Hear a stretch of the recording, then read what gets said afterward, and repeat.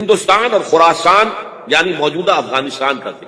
ابن ماجہ کی روایت ہے ان عبداللہ ابن الحارث رضی اللہ تعالی عنہ قال رسول اللہ صلی اللہ علیہ وسلم یخرج ناس من المشرق یؤتون للمہدی یعنی سلطانہ یعنی سلطانہ، دونوں طرح سے پڑھ سکتے۔ حضرت عبداللہ ابن حارث فرماتے ہیں رضی اللہ تعالی عنہ کہ حضور نے ارشاد فرمایا مشرق کی طرف سے وہ فوجیں نکلیں گی، لوگ آئیں گے جو عرب میں مہدی کی حکومت قائم کریں۔ یہ مہدی کون ہوں گے اس کا ذکر میں ذرا بعد میں کروں گا، لیکن نوٹ کر لیا کہ مہدی سے پہلے لازماً کسی مشرقی علاقے کے اندر وہ نظام قائم ہو چکے گا، تب وہاں سے فوجیں آئیں گی۔ یہ مشرق کون سا ہے؟ عرب کے مشرق میں آپ چلیے ایران بھی آ جائے گا، افغانستان بھی ہے، پاکستان، اور اگر اس سے اور توسیع دیں تو ہندوستان بھی ہے۔ یہ ہے عرب کا مشرق، اس سے فوجیں جائیں۔ اس کا کیا مطلب ہے کہ اس میں سے کسی جگہ پر نظام خلافت پہلے قائم ہو جائے گا تاکہ وہاں سے فوجیں جائیں گی جو جزیرہ نما عرب میں حضرت مہدی کی حکومت کو قائم کرے۔ اب دوسری حدیث، یہ سنن ابن ماجہ کی حدیث تھی جو میں نے آپ کو سنائی، آپ نے پڑھی۔ دوسری عن ابی ہریرہ رضی اللہ تعالی عنہ، یہ ترمذی شریف کی روایت ہے، قال قال رسول اللہ صلی اللہ علیہ وسلم یخرج من خراسان رايات سود لا يردها شيء حتى تنصب بإيلیا۔ خراسان کے علاقے سے سیاہ جھنڈے لے کر فوجیں آئیں گی، ان کا رخ کوئی موڑ نہیں سکے گا، ان کو پیچھے پھیر نہیں سکے گی کوئی بھی، یہاں تک کہ وہ یروشلم میں جا کر جھنڈے نصب کر۔ ایلیا حضور کے زمانے میں یروشلم کو، یہ یروشلم تھا جب حضرت سلیمان کی حکومت تھی، اور یہاں پر معبد سلیمانی، ہیکل سلیمانی قائم ہے۔ پھر یہ یروشلم کی رہا ہے تاریخ، یہاں تک کہ سن 70 عیسوی میں جب ٹائٹس رومی جنرل نے اس کو گرایا، ختم کیا، سیکنڈ ٹیمپل گرا دیا، اور یہاں سے یہودیوں کو نکل جاؤ، یہاں سے کوئی یہودی باقی نہیں رہا، بالکل تہو بالا برباد کر دیا۔ اس کے کوئی 150 سال بعد ہیڈریان، رومن ایمپرر ہیڈریان، اس نے پھر دوبارہ آباد کیا، 150 سال تک یہ بالکل بنجر اور بالکل غیر آباد ہوا۔ اب ہیڈریان نے جب آباد کیا تو اس کا نام ایلیا رکھا، اب یروشلم نام نہیں۔ تو حضور کے زمانے میں پھر اس کا نام ایلیا، اور اب اس سے کیا معلوم ہو رہا ہے کہ یہ یروشلم مسلمانوں کے قبضے سے نکلا ہوا، ایک دفعہ پہلے نکلا تھا 1099 عیسوی میں مسلمانوں کے ہاتھ سے نکلا، کروسیڈرز عیسائیوں نے آ کر اس کو قبضے میں کی، لاکھوں مسلمانوں کو مارا کر اس کو 1187 عیسوی میں واپس لیا ہے۔ کس نے لیا ہے؟ صلاح الدین ایوبی کرد۔ عرب کھوکھلے ہو چکے تھے، عربوں نے کھویا، واپس نہیں لے سکے، بہت حکومت کر چکے تھے، 400-500 برس کی حکومت، اور ان کے عیش اور ان کے آرام اب ان میں جان نہیں تھی، وہ واپس لینے والا گرم کرد صلاح الدین ایوبی۔ گویا کہ اب آپ سمجھئے کہ 88 برس تک عیسائیوں کا قبضہ رہا یروشلم، اب 1967 میں یہودیوں نے قبضہ کیا ہے، اور اب 38 برس تو ہو گئے، 88 نہیں 38 برس ہو گئے، لیکن وہ دور آئے گا کہ اب پھر لیں گے، لینے والے عرب بھی نہیں ہوں گے، خراسان کے علاقے سے فوج۔ یہ خراسان کیا تھا؟ ایلیا تو میں نے آپ کو بتایا یروشلم کا نام ہے۔ خراسان اس زمانے میں ایک بہت بڑے ملک کو کہتے ہیں، کچھ حصہ پاکستان کا بھی اس میں شامل ہے، کچھ حصہ ایران کا بھی ہے، ایران کے اس حصے کو اب بھی خراسان ہے۔ خراسان ایک صوبہ ہے ایران کا چھوٹا سا۔ پاکستان میں خاص طور پر یہ جو علاقہ مالا کنڈ ایجنسی کہلاتی ہے، اس سے اوپر جتنا علاقہ ہے، اور یہ جو واخان کی ایک پٹی آتی ہے اوپر، واخان افغانستان کی ایک پٹی سی دم سی چلی جاتی ہے جو جا کر چائنا کی سرحد سے مل جاتی ہے، یہاں سے لے کے یہاں تک یہ جو مالا کنڈ کا وہ درہ ہے اور پہاڑ ہے، یہ بھی خراسان کا ہے۔ باقی تقریباً 2/3 آف افغانستان، ساؤدرن حصہ نہیں ہے خراسان کا حصہ، یہ سیستان کہلاتا تھا، یہ خراسان نہیں، لیکن یہ کہ اوپر کا 2/3 آف افغانستان، اور اس کے ساتھ یہ جو عرب جو اب یہ ترک ممالک آزاد ہوئے ہیں سوویت یونین کی ڈسولوشن کے ساتھ، یہ سارا علاقہ کہلاتا ہے خراسان بزرگ، دی گریٹ خراسان۔ ایک مرتبہ ایک یہاں کا جو قونسلیٹ ایران کا وہ آئے تھے میرے پاس، ان کے اہم آدمی، ان سے میں نے پوچھا خراسان، تو پہلے ان کا خراسان ہمارا ہے، نہیں مجھے خراسان، او خراسان بزرگ، وہ جو آپ دی گریٹر خراسان کی بات کر رہے ہیں وہ یہ تھا۔ پھر میں نے اور طریقوں سے بھی تحقیق کی، پہلے خیال تھا کہ پورا افغانستان اس میں شامل ہے، لیکن اب معلوم ہوا کہ نہیں، یہ جو جنوبی حصہ ہے یہ سیستان کہلاتا ہے، کچھ بلوچستان کا حصہ اس میں شامل تھا اور کچھ یہ جنوبی حصہ افغانستان۔ یہاں سے فوجیں جائیں گی، اور یہ فوجیں جا کر خراسان سے چل کر ایلیا پہنچیں گی، یروشلم پہنچیں گی، اور اپنے جھنڈے گاڑ۔ اس کا جو نتیجہ نکلتا ہے وہ آپ سمجھ لیجئے۔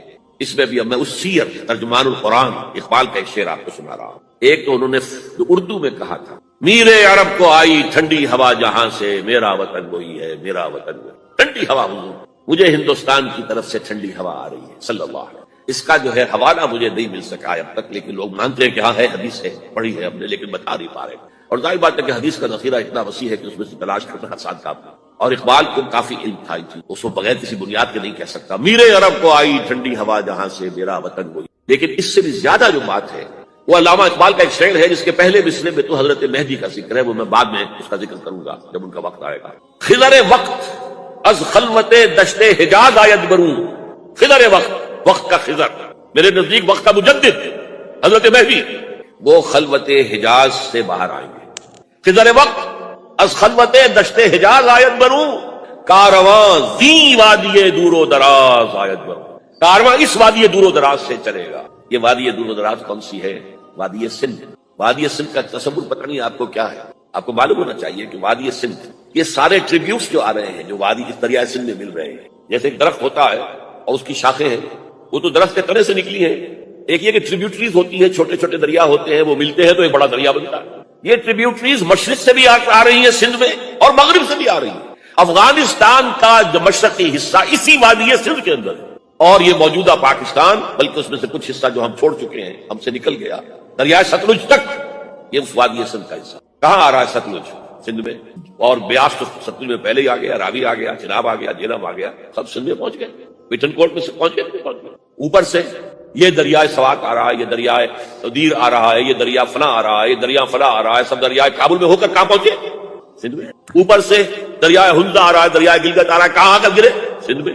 پھر یہ جو دریا آ رہے ہیں جو ہمارے جو ہے دریا گومل سے چلا آ رہا ہے، کوچی چلا آ رہا ہے، کہاں جاتے؟ سندھ میں۔ یہ پوری وادی ہے، یہ افغانستان کا مشرقی حصہ جو پختون ہے، 100% پختون، وہ در حقیقت وادی سندھ ہے۔ یہ دو طرف سے وادی ہے۔ کارواں زی سے مراد ازیں، کارواں ازیں وادی دور و دراز آیت کو، فوجیں یہاں سے جائیں گی حضرت مہدی کی حکومت قائم کرنے۔ خضر وقت از خلوت دشت حجاز آیت بروں، کارواں زنی وادی دور و دراز آیت بروں۔ یہ ہے اس سیرت۔ حالانکہ یہی شخص ہے جو اپنے خطبات کے اندر نفی بھی کرتا ہے کہ یہ مہدی اور وہ یہ سب تصورات جو ہیں یہ کوئی صحیح نہیں ہے، اور یہ پرانی کوئی روایات چلی آ رہی تھی، ہر مذہب میں تصور ہے، اس طرح کی بات کہی۔ جب عقل سے بات کرتا تھا اس میں ٹھوکریں کھاتا تھا، جب دل سے اس کے یہ سیلاب کے معنی چشمہ ابھرتا تھا دل سے اس کی شاعری کا، اس میں ہوتے تھے وہ حقائق جو ابدی۔ اس پر جو اشفاق صاحب ہوتے تھے ہمارے ہاں، اشفاق احمد ادیب، ڈرامہ نگار تلقین شاہ، انہوں نے بڑی پیاری بات کہی تھی، اگرچہ ان کا مذاق اڑایا تھا روزنامہ نوائے وقت میں، بات بڑی پیاری تھی۔ اقبال ایک دن کا اقبال تھا، ایک رات کا اقبال تھا۔ دن کا اقبال فلسفی تھا، وہ اپنی عقل سے غور و فکر کرتا تھا، اس کا حاصل تو ہے وہ لیکچرز، خطبات، ان میں بہت سی باتوں پر علماء کو شدید دیتا۔ ایک رات کا اقبال تھا، اسے الہام ہوتا تھا، سیلاب آتا تھا شاعری کا، اور وہ اقبال جو ہے اصل اقبال۔ اور اس کو کہا اقبال نے خود، ڈاکٹر یوئنگ ہوتے تھے جو پرنسپل تھے ایف سی کالج کے، ان کے نام سے یوئنگ ہال اب بھی موجود ہے نیلا گنبد چوک میں، ایک ہاسٹل بنایا تھا انہوں نے، یوئنگ ہال۔ ایک دعوت میں سب جمع تھے، ڈاکٹر یوئنگ بھی تھے، علامہ بھی تھے۔ یوئنگ نے بڑا تیکھا وار کیا کہ ڈاکٹر اقبال، ہم نے سنا ہے کہ آپ جیسا آدمی بھی وربل ریویلیشن کا قائل ہے۔ پہلے مسئلہ سمجھ لیجیے، ورنہ واقعہ سمجھ لیجیے۔ ایک ہے وربل، وحی باللفظ، قرآن کے بارے میں ہمارا عقیدہ، یہ الفاظ اللہ کے۔ ایک ہوتا ہے وحی، لیکن اس وحی میں لفظ جو ہے وحی کا نہیں ہوتا، بلکہ وہ انسپریشن کہلاتی ہے۔ کوئی بات آپ کے ذہن میں ڈال دی گئی، آپ نے اپنے الفاظ میں اس کو ادا کیا، تو یہ سمجھتے ہیں کہ وحی جو ہے یہ ہمیشہ وحی باللفظ وربل نہیں ہوتی۔ یہ عیسائیوں کا عقیدہ ہے، اور وہ عقیدہ کیوں بنایا ہے؟ اب ایک بات سے بات نکل رہی ہے، انجیلیں 100 سے زیادہ تھی، اب بھی کم سے کم 4 کو کینونیکل کہتے ہیں، تو ان چاروں میں اختلاف ہے، تو کون سی انجیل ہے؟ میں جب پڑھتا تھا میڈیکل کالج میں، تو میں نے بٹگومری میں ایک بہت بڑا کمیشن ہے، تو وہاں پادری صاحب سے مسٹر وائٹ جا کے میں نے کہا کہ which one of these is Bible? جواب آپ سنیے، ذہانت کا شاہکار ہے، none of them is Bible, Bible is in them، ان میں سے کوئی بائبل نہیں ہے، بائبل ان کے اندر ہے۔ یعنی جو مفہوم عیسیٰ کو وہ خدا سمجھتے ہیں، اور ان کو اپوسٹلز کہتے ہیں، یہ نبی تھے حضرت عیسیٰ کے، رسول تھے، یہ متی ہوں یا جان ہوں، جو بھی ہے اپوسٹلز ہیں۔ تو جو حضرت عیسیٰ نے ان سے کہا وہی کی، انہوں نے اپنے الفاظ میں اس کو ادا کیا ہے، لہذا ادا ہو جائے گا معاملہ، جیسا کہ احادیث کے اندر ہے۔ تو اقبال سے کہا کہ اقبال، ڈاکٹر اقبال، میں نے سنا کہ آپ بھی وربل ریولیشن کے قائل ہیں۔ کہنے بالکل، اور مجھے تو ذاتی تجربہ ہے، مجھ پر جو شعر اترتا ہے وہ الفاظ میں ڈھلا ہوا ہوتا ہے، میں تبدیلی کرنا چاہوں تو نہیں کر سکتا۔ چپ ہو گیا یوئی، اب آگے کیا بولے گا یوئی؟ تو بہرحال اقبال کا یہ شعر جو ہے رات کے اقبال کا شعر، اس اقبال کا جس کو الہام ہوتا ہے۔ خضر وقت از خلوت دشت حجاز آیت برو، کارواں زی وادی دور و دراز آیت برو۔ اب میں نے اب تک تو یہ ڈسکس کیا ہے قرآن، حدیث، سنت اور ایک ترجمان القرآن کے حصے۔ اب آئیے عالمی حالات کے۔ عالمی حالات سے بھی معلوم ہوتا ہے کہ ایک عالمی ریاست تقدیر مبرم ہے۔ زمانہ تیزی کے ساتھ ادھر جا رہا ہے، جبکہ پوری دنیا کی ایک ریاست ہے، بلکہ بہت پہلے سے اس کا تقاضا پیدا ہو چکا ہے۔ دنیا اتنی چھوٹی ہو گئی ہے، آج آپ اسے کہتے ہیں گلوبل ولیج، یہ تو گاؤں کے مانند ہے۔ وہ فاصلہ نہیں رہا.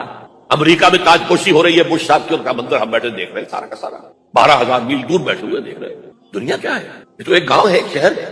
اور ایک عالمی ریاست اگر قائم نہیں ہوتی تو دنیا میں کبھی امن قائم نہیں ہو سکتا. لہذا دنیا میں امن کے لیے ایک عالمی ریاست ضروری ہے، اور اسی کے پہلے قدم کے طور پر وہ لیگ آف نیشنز جو ہے قائم کی. کوئی تو ادارہ ایسا ہونا چاہیے جہاں دنیا کے سارے ممالک کے نمائندے بیٹھیں، سوچیں، غور کریں، فیصلے کریں. اگر سے وہ جو بے ایمانیاں دلوں میں تھی، جو بدنیتیں دلوں میں تھی، انہوں نے ناکام کر دیا اسے. لہذا وہ مر گئی، ختم ہو گئی. ہاں، جنم دے گئی اسرائیل کو. اس کے بطن سے اسرائیل نے جنم لیا. اسرائیل نے نہیں، بالفور ڈکلریشن کہ یہودیوں کو فلسطین میں آباد ہونے کی اجازت. اچھا، جب وہ ختم ہو گئی تو تقاضا موجود تھا، کوئی ادارہ ایسا ہونا چاہیے بھائی بیٹھے سب کے سب وہاں فیصلے کریں، ورنہ تو دو برتن کھڑک جائیں گے تو اس کے بعد وہ عالمی جو ہے ایک کنفرنٹیشن ہو سکتی. تب یہ پھر دوبارہ یونائٹڈ نیشنز آرگنائزیشن بنی، اور اب وہ بھی دم توڑ رہی ہے، بیچاری کئی روز سے دم توڑ رہی ہے. اس لیے کہ عراق وار کے ضمن میں ایک پیسہ بھر بھی وقت نہیں دی بش نے یو این او کی حمایت یا مخالفت. کیا رہ گیا اس کا؟ بس ایک کلب ہے، آؤ بیٹھے گفتگو کرو، اللہ اللہ خیر. جتنے ریزولوشن یو این او نے پاس کیے جنرل اسمبلی نے اسرائیل کے خلاف، سب کو ویٹو کیا ہے امریکہ نے. فائدہ کیا ہوا بھائی؟ جنرل اسمبلی کا فیصلہ کشمیر کے بارے میں موجود ہے 55 سال سے، اس پر عمل درآمد نہیں ہو سکتا. تو وہ در حقیقت جب عدل انسان کے اندر نہ ہو، اللہ پر ایمان اور یقین نہ ہو، آخرت کے محاسبے کا احساس نہ ہو، تو کوئی بھی آپ ادارہ بنا لیں پھر ہو جائے گا. ایک زمانے میں، وہ بھی میرے زمانے طالب علمی کا ہے، جمعیت طلبہ والے جو ہے کراچی سے نکالا کرتے تھے اسٹوڈنٹس وائس، ایک انگریزی ہفت روزہ، اس میں لکھا تھا یو این او کا مطلب ہے یونائٹڈ نیشنز آرگنائزیشن نہیں، انٹائڈ نیشنز آرگنائزیشن. جو بندھی ہوئی نہیں ہے آپس میں، یہ نیشنز جو ہے ان کا کوئی آپس میں تعلق نہیں ہے، ان کی آرگنائزیشن انٹائڈ یونائٹڈ کی. اور آج اس کا مطلب سامنے آ چکا ہے. لیکن تقدیر مبرم ہے، the march of history can not be stopped. چاہے نیو ورلڈ آرڈر آئے، چاہے جسٹ ورلڈ آرڈر آئے گا ورلڈ آرڈر جس میں کوئی شک نہیں. گلوبلائزیشن ہو رہی ہے، ٹرپس کا معاہدہ ہو رہا ہے، یہ سارا جو ہے کدھر ہم سفر کر رہے ہیں، کدھر جا رہے ہیں؟ Towards a world state. اس عالمی ریاست کے قائم ہونے میں کمپیٹیٹرز کون کون ہیں؟ کون اپنا نظام قائم کرنا چاہتا ہے؟ اس کے لیے اقبال کے 2 شعر. دنیا کو ہے پھر مارکہ روح و بدن پیش، مارکہ روح و بدن روحانیت اور میٹیریلزم. دنیا کو ہے پھر مارکہ روح و بدن پیش. تہذیب نے پھر اپنے درندوں کو مارا. تہذیب کے درندے، یہ ہے مغربی قوموں کے لیے بہترین لفظ. تہذیب کے درندے کہتے ہیں سیویلائزیشن سیویلائزیشن سیویلائزیشن، اور جو درندگی وہ کرتے ہیں کوئی بھیڑیے وہ درندگی نہیں کر سکیں گے. جو وہ دنیا کو ہے پھر مارکہ روح و بدن پیش. تہذیب نے پھر اپنے درندوں کو ابھارا. اللہ کو پابند دیے مومن پہ بھروسہ، ابلیس کو یورپ کی مشینوں کسا. This grand confrontation is very soon to come, very soon to come, very soon. ایک طرف اللہ ہے اور مرد مومن ہے، دوسری طرف ابلیس ہے اور اس کا سب سے بڑا ایجنٹ یہودی ہے، اور یہودیوں کے سپورٹرز عیسائی. یہ ہے دو طرفہ، یہ 2 فریق ہیں. اور وہ میں آپ کو پہلے سنا چکا ہوں نظر. ابلیس نے کہا تھا مجھے نہ جمہوریت کا کوئی خطرہ ہے، نہ کوئی فاشزم سے خطرہ ہے، نہ کوئی اشتراکیت سے خطرہ ہے اگر کوئی خطر مجھ کو تو اس امت سے ہے جس کی خاکستر میں ہے اب تک شرارے آج خال خالص قوم میں اب تک نظر آتے ہیں، وہ کرتے ہیں اشک سحرگاہی سے جو ظالم. وہی خطرہ ہے جس کا ذکر کیا جب یو ایس ایس آر ختم ہو گئی، جس کے لیے نیٹو بنایا گیا تھا، جس کے لیے سیٹو بنایا گیا تھا، جس کے لیے سینٹو بنایا گیا تھا to contain U S S R. اب جب یو ایس ایس آر ختم ہو گیا وہ تو سربت سجود ہو گیا مغرب کے سامنے، ہاتھ پھیلا کر بھیک مانگنے کی پوزیشن میں آ گیا. اس وقت اثر نو نیٹو کو آرگنائز کر رہے ہیں، ایکسٹینڈ کر رہے ہیں. کسی نے پوچھا چیف آف دی نیٹو سے یہ اب آپ کو کس بات کا دیں؟ ہمیں مسلم فنڈامنٹلزم سے خطرہ ہے، وہ جو ابلیس نے کہا وہی اس نے کہا. ہمیں اندیشہ ہے مسلم فنڈامنٹلزم، لہذا ہمیں چوکس رکھنا ہے اور مضبوط کرنا ہے اور تکے ہونا ہے.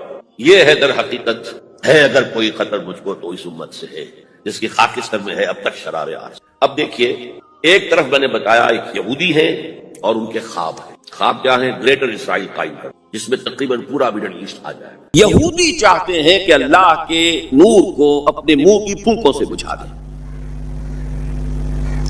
تاریخی اعتبار سے سب سے پہلے چلیے اس ماحول میں جب یہ آیات نازل ہوئی،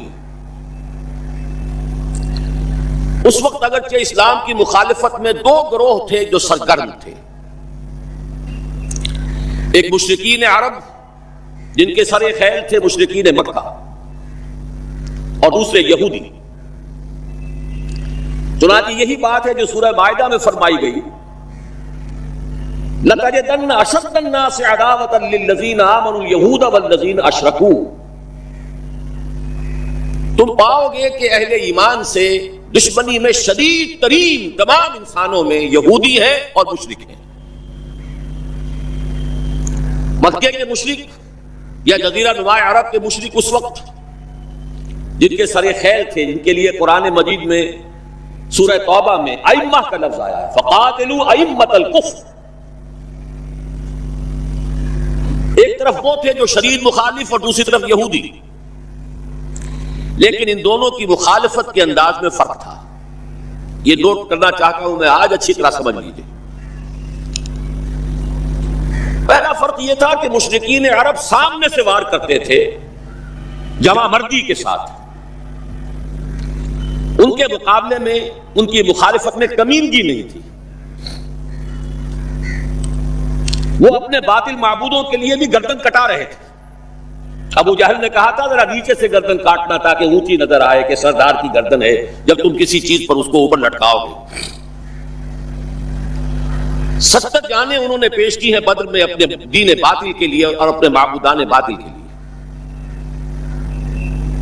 اس کے برعکس یہودیوں کی مخالفت تھی کمینگی والی مخالفت. ان میں مقابلے کی ہمت نہیں تھی، جرأت نہیں تھی. لا یقاتلونکم جمیعا، سورہ حشر میں فرمایا یہ یہودی کبھی تم سے مسلمانوں جمع ہو کر جمعیت کی شکل میں ڈٹ کر میدان میں آ کر مقابلہ نہیں کر سکیں گے. الا فی قرى محصنۃ او من وراء جدر، بڑے مضبوط قلعہ بندیوں میں اپنے آپ کو محفوظ کر کے اور فصیلوں کے پیچھے سے، دیواروں کے پیچھے سے، عورتوں کی طریقے سے پتھراؤ کریں گے، اس کے سوا کچھ نہیں کر سکتے. تو پہلا فرق یہ تھا کہ مشرکین مکہ اور مشرکین عرب بالعموم مخالفت کر رہے تھے، لیکن ان کی مخالفت جمع مردوں والی مخالفت تھی، سامنے کے دشمن کی حیثیت سے کلم کھلا اعلان. جبکہ یہودیوں کی مخالفت میں کمینگی تھی، سازشی انداز تھا. خود لڑنے کی بجائے دوسروں کو ابھار ابھار کر لاتے تھے. اور دوسرا بڑا فرق کیا تھا؟ اس پہلے فرق کو تو نمایاں کیا اسی لفظ سے کہ گویا کہ اپنے منہ کی پھونکوں سے بجھانا چاہتے ہیں. ابو جہل بھی بجھانا چاہتا ہے اللہ کے نور کو، لیکن اپنے زور بازو کی بنیاد پر. اور یہ لوگ کردار کے اعتبار سے اتنے گر چکے ہیں کہ زور بازو کی بنیاد پر نہیں، منہ کی پھونکوں سے بجھانا چاہتے ہیں. بہترین تعبیر کی ہے اس کی مولانا ظفر علی خان نے کہ نور خدا ہے کفر کی حرکت میں خندزن، پھونکوں سے یہ چراغ بجھایا نہ جائے گا. دوسرا فرق یہ تھا کہ اگرچہ مشرکین میں بھی ایسے لوگ تھے جو پہچان چکے تھے کہ محمد اللہ کے رسول ہیں، سچے ہیں، صادق ہیں، لیکن وہ استثنائی معاملات تھے، وہ غافل تھے. قرآن مجید میں بار بار ان کے کفر کے لیے توجیہ پیش کی گئی ہے کہ ان کے پاس کوئی رسول آیا ہی نہیں. ان کے لیے رسالت اور نبوت بڑی ایک عجیب سی شے تھی. وہ چیزیں ان کے ذہن سے بالکل خارج ہو چکی تھی. لیکن یہود کا معاملہ اس کے برعکس تھا. وہ 100% پہچانتے تھے محمد رسول اللہ کو صلی اللہ علیہ وسلم. بالخصوص ان کے علماء یعرفونہ کما یعرفون ابناءہم، پہچانتے ہیں اسے جیسے کہ اپنے بیٹوں کو پہچانتے ہیں. علی وجہ البصیرۃ، وہ کسی مغالطے میں نہیں تھے، پوری ڈٹائی کے ساتھ پہچانتے ہوئے. آپ کو تو معلوم ہے کہ حضور صلی اللہ علیہ وسلم کی جو نشانیاں ہیں ان کا تو معاملہ بہت آگے کی بات ہے. حضور کے ادنا رفقا کا معاملہ کیا تھا کہ حضرت عمر رضی اللہ تعالیٰ عنہ کے بارے میں پوری ان کی صفات ان کے ہاں موجود تھی، اور عیسائی علماء نے ان کے ساتھ ٹیلی کر کے ہی حضرت عمر کو سامنے کھڑے ہو کے دیکھ کر اور پھر جو ہے یروشلم کا قبضہ لیا تھا کہ ہاں یہ وہی درویش بادشاہ ہے جس کا ذکر موجود ہے ہماری کتابوں میں کہ یروشلم اس کے ہاتھوں فتح ہوگا. تو یہ دو فرق ذہن میں رکھیے، یریدون لیطفئوا نور اللہ بافواہہم واللہ متم نورہ. دوسری بات جو سوچنے کی ہے اس آیت میں کہ نور اللہ سے مراد کیا ہے؟ اللہ کا نور ایک اعتبار سے ذہن منتقل ہوتا ہے قرآن حکیم کی طرف. نور اصل میں قرآن مجید میں ہدایت کے لیے بھی آتا ہے. تورات کے لیے آیا فیہا ہدی و نور، انجیل کے لیے آیا فیہ ہدی و نور، روشنی ہی سے انسان راستہ دیکھ سکتا ہے. الہدا قرآن حکیم ہدایت کاملہ، اس کے لیے خاص طور پر لفظ آیا ہے سورہ تغابن میں فرمایا فآمنوا باللہ ورسولہ والنور الذی انزلنا واللہ بما تعملون خبیر۔ ایک مفہوم تو یہ ممکن ہے قرآن مجید کے اس اصول کے تحت کہ القرآن یفسر بعضہ بعضا، ویسے یہ کہ اس کا عام مفہوم اسلام، ہدایت، جس معنی میں چاہے لے لے، لیکن میرا ذہن زیادہ جس چیز کو قبول کر رہا ہے وہ ایک ایسے شخص کی تعبیر ہے جو اگرچہ کوئی معروف عالم دین نہیں تھا، میں نہ عارف نہ مجدد نہ محدث نہ فقیہ، اقبال اپنے بارے میں صاف کہہ رہا ہے میں نہ عارف نہ مجدد نہ محدث نہ فقیہ، لیکن واقعہ یہ ہے اور آپ کے علم میں ہوگا، میرا موقف یہ ہے اس دور میں قرآن مجید کا نور بصیرت اللہ تعالیٰ نے بڑے وافر پیمانے پر انہیں عطا کیا تھا۔ انہوں نے تعبیر کیا ہے اس نور کو نور توحید سے، چنانچہ یہ اتمام کا لفظ اس کے ساتھ واللہ متم نورہ، جواب شکوہ کے شعر میں کہ وقت فرصت ہے کہاں، کام ابھی باقی ہے، نور توحید کا اتمام ابھی باقی ہے، واللہ متم نورہ ویأبی اللہ الا ان یتم نورہ۔ یہ بھی نوٹ کر لیجئے، عربی زبان میں شدید تاکید کرنی ہو تو اس میں فاعل کی شکل میں لایا جاتا ہے، واللہ یتم نورہ بھی ہو سکتا تھا، نہیں واللہ متم نورہ کر کے رہے گا،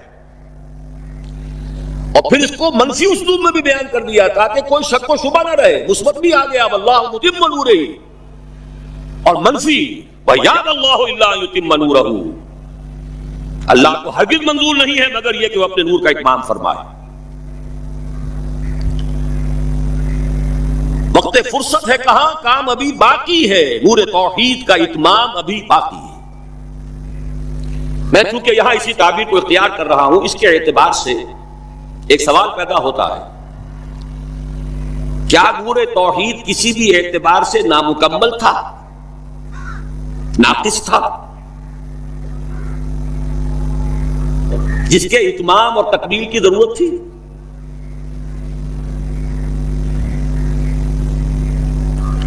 اگر میں اس سوال کا جواب ہاں میں دوں تو آپ سب چونک جائیں گے، لیکن میری وضاحت سن لیجئے۔ جہاں تک عقیدے کا نور ہے، عقیدے کی توحید ہے، اور انفرادی سطح پر اپنے عمل کی توحید ہے، توحید کے دو حصے سمجھ لیجئے، ایک توحید ہے عقیدے کی توحید، اللہ کو ایک ماننا، ایک جاننا، اس کی صفات میں، اس کی ذات میں کسی کو اس کا ساتھی، ہمسر، برابر، ہم اللہ، کفر، ند، ضد نہ سمجھنا۔ ایک عمل کی توحید ہے کہ ایک ہی اللہ کے مطیع فرمان ہو جانا، ہما تن، ہما وقت، ہما وجوہ، مخلصین لہ الدین، یہ عمل توحید ہے۔ تو عقیدے کی توحید اور انفرادی سطح پر عمل کی توحید ہر دور میں مکمل رہی، حضرت آدم کی بھی مکمل تھی، حضرت نوح کی بھی مکمل تھی، تمام انبیاء کرام کی مکمل تھی، نہ ان کی عقیدے کی توحید میں کوئی کسر ہو سکتی تھی، نہ انفرادی سطح پر عمل کی توحید۔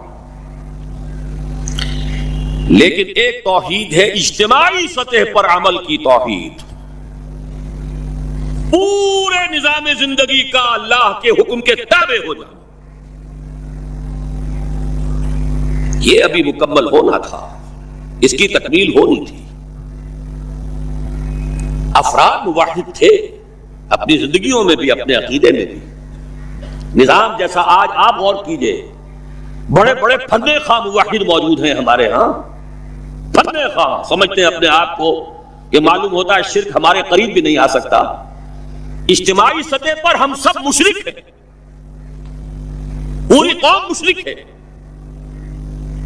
مشرکانہ نظام ہے۔ جب تک وہ یکون الدین کلہ للہ نہیں ہوتا، یہ نظام مشرکانہ ہے، قانون اللہ کا نہیں ہے۔ آپ کی عدالتوں میں اللہ کے حکم کی کوئی حیثیت نہیں ہے، آپ کی منڈیوں میں اور بازاروں میں اللہ کا حکم نہیں چلتا ہے۔ معلوم یہ ہوا کہ ایک ہے اجتماعی توحید، کچھ مواقع ضرور آئے ہیں تاریخ انسانی میں جبکہ اجتماعی توحید بھی ہوئی، حکومت قائم ہوئی حضرت داؤد کی اور حضرت سلیمان کی، وہ اجتماعی توحید کی تھی۔ لیکن ایک بات نوٹ کر لیجئے گا، یہ میرا اصل میں کل کی تقریر کا موضوع ہے،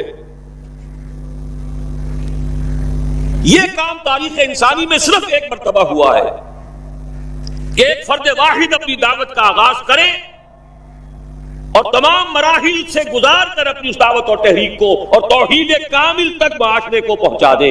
یہ اس سے پہلے کبھی نہیں ہوا۔ حضرت داؤد کو تو راہ چلتے حکومت مل گئی تھی،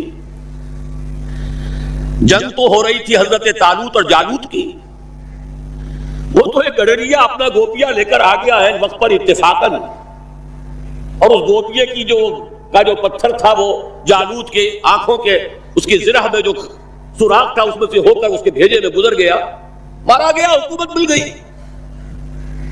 کیا حضرت داؤد ایک داعی کی حیثیت سے سامنے آئے تھے؟ کیا انہوں نے اپنی کوئی جماعت بنائی تھی؟ کیا ان مراحل سے گزرے تھے؟ قطعاً نہیں۔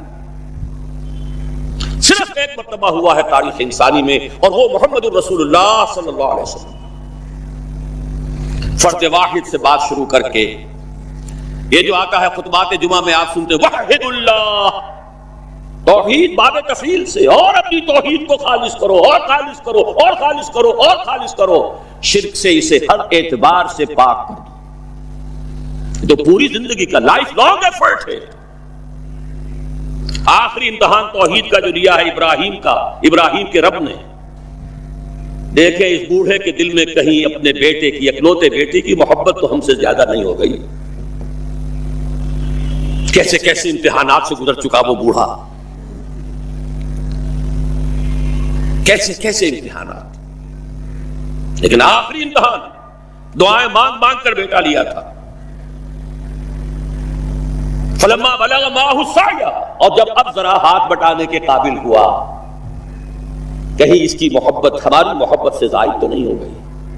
انی ارا فی المنام انی اذبحک فانظر ماذا تری۔ اسی لیے جو آتا ہے قرآن مجید میں بار بار حضرت ابراہیم کے لیے آخری سند کے الفاظ آتے ہیں وما کان من المشرکین، شرک کے ہر شائبے سے پاک۔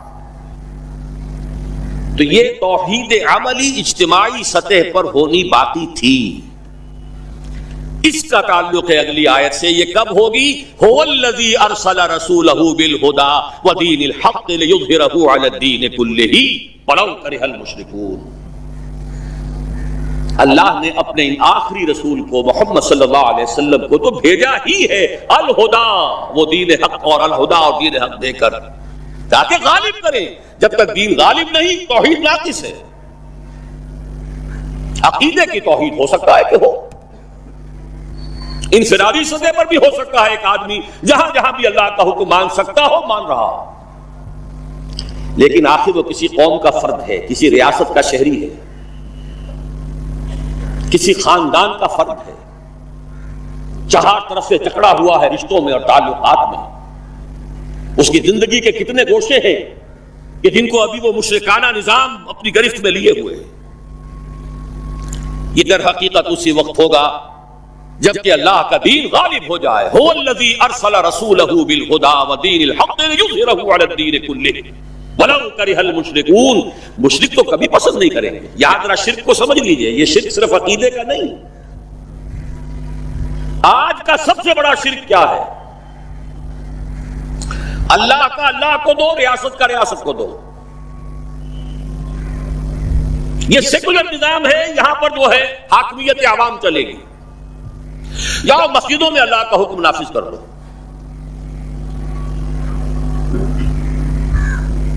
یہ سب سے بڑا شرک، کبھی گوارا نہیں کریں گے۔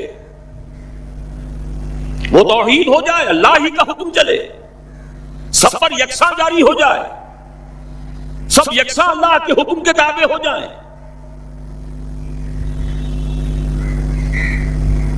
وَلَوْ كَرِهَ الْمُشْرِكُونَ، مشرک کبھی نہیں چاہیں گے، لیکن ان کی مخالفت کے علی الرغم، ان کی ساری ریشہ دوانیوں کے باوجود، ان کی تمام سازشوں کے باوجود اللہ کا دین غالب ہو کر۔ اب ذرا تاریخی اعتبار سے جائزہ لیجئے، ابھی ہم تھے اس ماحول میں جبکہ ابھی یہ آیات نازل ہو رہی تھی۔ پہلی بات تو یہ سمجھ میں آ گئی کہ محمد الرسول اللہ صلی اللہ علیہ وسلم کا مقصد بعثت ہے غلبہ دین۔ یہ نوٹ کرنے کی بات ہے، کسی اور رسول کے لیے اللہ نے قرآن مجید میں یہ الفاظ استعمال نہیں کیے۔ شاہد سب تھے، مبشر سب تھے، نذیر سب تھے، داعی سب تھے، مبلغ سب تھے، معلم سب تھے، مربی سب تھے، مزکی سب تھے، لیکن یہ کہ هو الذی ارسل رسولہ بالہدی ودین الحق لیظہرہ علی الدین کلہ، صرف محمد کے لیے آئے الفاظ صلی اللہ علیہ وسلم اور 3 مرتبہ ہے۔ اب اس کے ساتھ جس کو صغرا کبرا کہتے ہیں لاجک میں پریمیسز، اس کے ساتھ جوڑیے دوسری بات جو قرآن میں 5 مرتبہ آئی،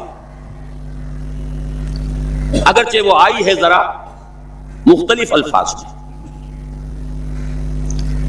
کہیں فرمایا وما ارسلناک الا رحمۃ للعالمین، ہم نے نہیں بھیجا ہے محمد صلی اللہ علیہ وسلم آپ کو مگر تمام جہان والوں کے لیے رحمت بنا کر۔ آپ کی بعثت جغرافیائی، نسلی، قومی، علاقائی حدود سے ماورا بالا تر۔ قرآن میں بقیہ سارے رسولوں کی بات آتی ہے تو کہتے ہیں یا قوم یا قوم یا قوم۔ نوح نے کہا یا قوم اعبدوا اللہ، ہود نے کہا یا قوم اعبدوا اللہ، صالح نے کہا یا قوم اعبدوا اللہ ما لکم من الہ غیرہ، اور قرآن کہتا ہے یا ایھا الناس یا ایھا الناس اعبدوا ربکم الذی خلقکم والذین من قبلکم لعلکم تتقون۔ لیکن صریح ترین جو لفظ آیا ہے وما ارسلناک الا کافۃ للناس بشیرا ونذیرا، ہم نے نہیں بھیجا ہے محمد صلی اللہ علیہ وسلم آپ کو مگر پوری نوع انسانی کے لیے بشیر و نذیر بنا کر۔ اب ذرا اس کو جوڑیے، محمد کو بھیجا کاہے کے لیے؟ غلبہ دین کے لیے صلی اللہ علیہ وسلم، اور بھیجا کن کے لیے؟ تمام انسانوں کے لیے۔ کیا نتیجہ نکلتا ہے منطق سے؟ محمد الرسول اللہ صلی اللہ علیہ وسلم کا مقصد بعثت مکمل اسی وقت ہوگا جب پورے عالم انسانیت پر اللہ کا دین غالب آئے، ورنہ بات وہی ہے جو اقبال کا شعر سنا چکا ہوں، وقت فرصت ہے کہاں کام ابھی باقی ہے، نور توحید کا اتمام ابھی باقی ہے۔ لیکن یہ کہ اگر اللہ نے واقعی بھیجا محمد کو دین کے غلبے کے لیے صلی اللہ علیہ وسلم، اور اگر بھیجا ہے پوری نوع انسانی کے لیے، تو ناممکن ہے کہ یہ دنیا ختم ہو جائے اس سے پہلے کہ محمد الرسول اللہ کا مقصد بعثت مکمل۔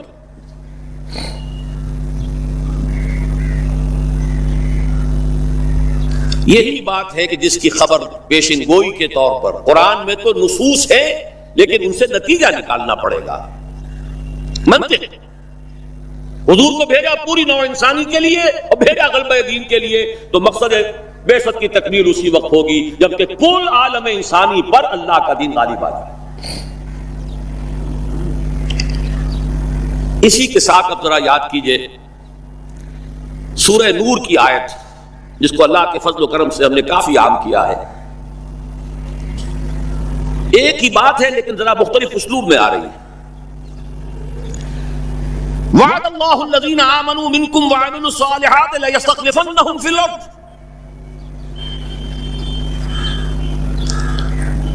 وعد اللہ الذین آمنوا منکم، یہاں منکم پر ذرا زور دیجئے، ان سے خطاب ہو رہا ہے مسلمانوں سے،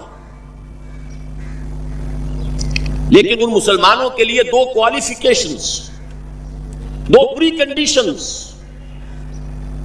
اے مسلمانوں، اللہ کا وعدہ ہے تم میں سے ان سے جو ایمان اور عمل صالح کا حق ادا کر دیں، انکنڈیشنل نہیں ہے۔ وعد اللہ الذین آمنوا منکم وعملوا الصالحات،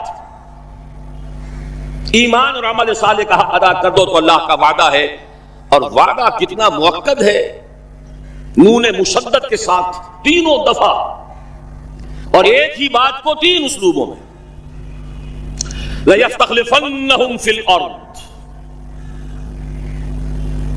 لامن خلافت عطا فرمائے گا انہیں زمین میں، كَمَا اسْتَخْلَفَ الَّذِينَ مِن قَبْلِهِمْ، جیسے کہ خلافت عطا کی تھی ان کو جو ان سے پہلے تھے۔ جب مسلمانوں کو خلافت اور حکومت عطا ہو جائے گی تو اس کا منطقی نتیجہ ہوگا کہ دین غالب ہو جائے گا،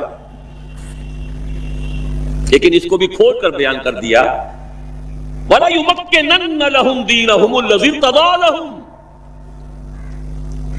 اور لازماً متمکن کر دے گا، غالب کر دے گا ان کے اس دین کو جو اللہ نے ان کے لیے پسند فرما دیا ہے۔ الْيَوْمَ أَكْمَلْتُ لَكُمْ دِينَكُمْ وَأَتْمَمْتُ عَلَيْكُمْ نِعْمَتِي وَرَضِيتُ لَكُمُ الْإِسْلَامَ دِينًا۔ اچھا، جب مسلمانوں ہی کی حکومت ہو جائے گی، دین کا غلبہ ہو جائے گا، تو ظاہر بات ہے مسلمانوں کے لیے بندشیں اور خوف تو ختم ہو گئے۔ اس کو بھی واضح الفاظ میں وَلَا يُبَدِّلَنَّهُم مِّن بَعْدِ خَوْفِهِمْ أَمْنًا، ان کی خوف کی حالت کو امن اور سکون سے بدل دے گا، کوئی خوف نہیں ہوگا۔ اب یہاں فرمایا یعبدوننی لا یشرکون بی شیئا، تب جا کر وہ ان کی عبادت اس درجے میں مکمل ہوگی کہ اس میں شرک کی کوئی آلائش باقی نہیں رہے گی۔ جب تک نظام پورا اللہ کے دین کے تابع نہیں، شرک موجود ہے، عقیدے کا شرک ختم ہو چکا، انفرادی سطح پر موحد بن چکے، لیکن یہ تو 3 کام جب ہوں گے کہ اللہ کا دین غالب ہو جائے، اللہ کی حکومت اور مسلمانوں کی خلافت قائم ہو جائے، تب کہیں جا کر وہ بات ہوگی لا یشرکون بی شیئا، پھر شرک کا ہر شائبہ ختم۔